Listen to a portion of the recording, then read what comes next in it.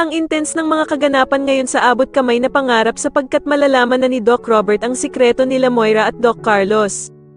Dito nga ay matutuklasan na ni Giselle ang sabwate nila Doc Carlos at Moira, kaya naman ay agad niya itong ipapaalam sa kapatid niyang si Doc Robert na sobra namang ikakagulat nito.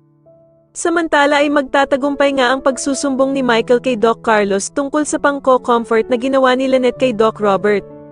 Kaya naman ay magagalit si Doc Carlos at agad nga nitong kakausapin si Lynette at sasabihin niya nga dito na hindi naman daw niya kailangan pumunta araw-araw sa prayer vigil dahil sa hindi naman daw siya nito kadugo. Dagdag pa nga ni Doc Carlos na mas maiintindihan pa nga daw niya kung si Annalyn ang palaging pupunta doon dahil sa kadugo naman daw niya si Don Pepe. Wala namang magagawa si Lynette kundi ang sumunod na lamang sa mga gusto ni Doc Carlos para hindi na lamang sila mag-away na dalawa.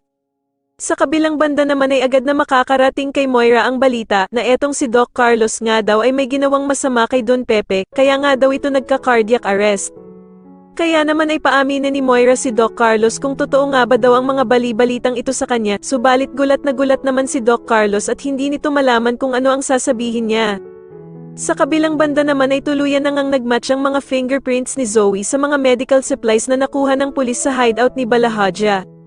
Subalit sa kasamaang palad nga ay agad na makakarating din ito sa bruhang si Moira, kaya naman ay gagawa na naman ito ng paraan para malusutan ang problema nilang ito.